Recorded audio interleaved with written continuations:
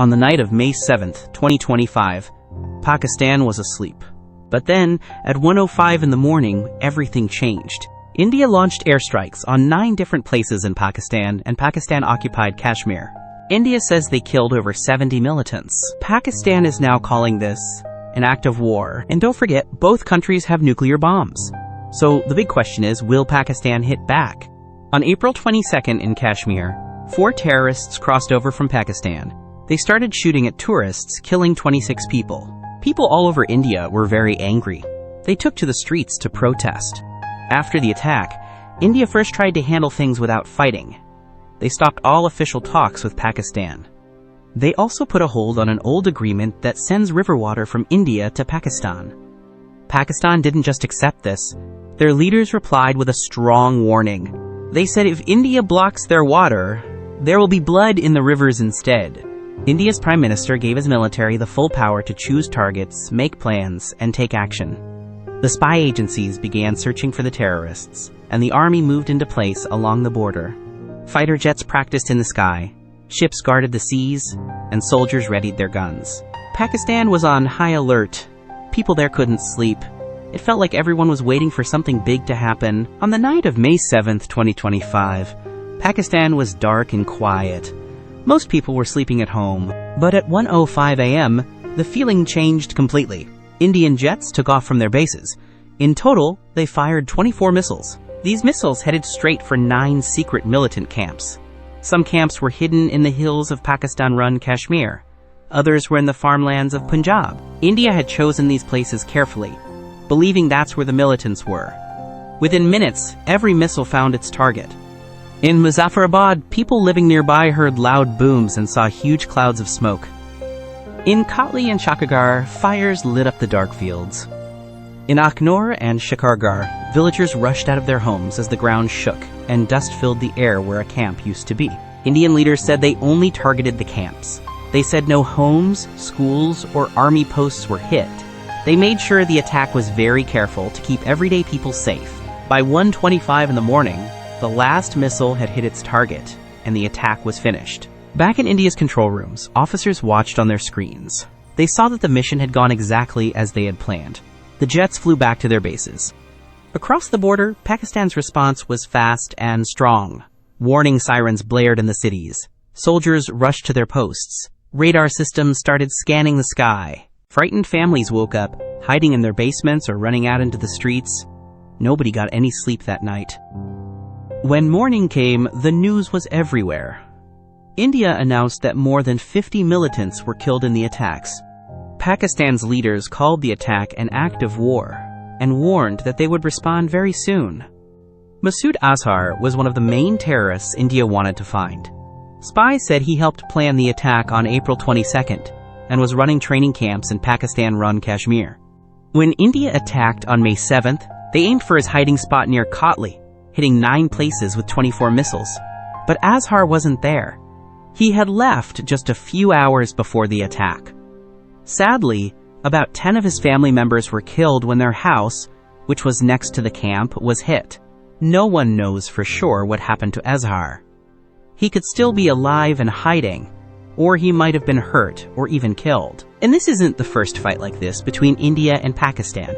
On September 18, 2016, 4 militants secretly crossed the border from Pakistan into Uri in Kashmir. While it was still dark, they broke through the fence of an army camp and started shooting at sleeping soldiers. By the time help came, 19 Indian soldiers were dead and more than 30 were hurt. The attackers then disappeared back over the border. India was extremely angry and blamed groups based in Pakistan for the attack. Right away, India reduced its official contacts and some of its trade with Pakistan. 10 days later, India struck back. On the night of September 28th, India attacked militant camps across the border. After quiet planning, spies found the exact locations of 7 camps where militants were getting ready to attack. Only the top army leaders knew about the plan. After midnight, special forces teams crossed the border on foot, carefully avoiding guards and difficult ground. They attacked each camp with bombs and grenades, destroying shelters, weapons, and radios. There were some small gunfights, but the attacks were finished in just a few minutes. The soldiers then pulled back across the border, leaving the destroyed camps behind them. The next morning, on September 29th, India announced what it had done. They said they destroyed the camps and killed a large number of militants, with no losses on the Indian side. Pakistan said no attack ever happened and called India's claims propaganda. Leaders from all over the world asked both countries to calm down. They warned that a war between two countries with nuclear weapons would be a disaster for everyone. On February 14, 2019, a suicide bomber from the militant group Jaish-e-Mohammed drove a car full of explosives into a convoy of India's police force near Pulwama in Indian-run Kashmir. The convoy had about 78 vehicles and almost 2,500 officers who were on their way to provide security for local elections. The explosion happened at about 3:15 in the afternoon and tore apart one of the buses. It was a tragedy. 40 police officers lost their lives and more than 60 were hurt. This was one of the deadliest attacks on Indian security forces in a long time and caused a lot of anger and sadness across India. Just a few days later, on February 26th, India hit back. It was called Operation Swift Retort.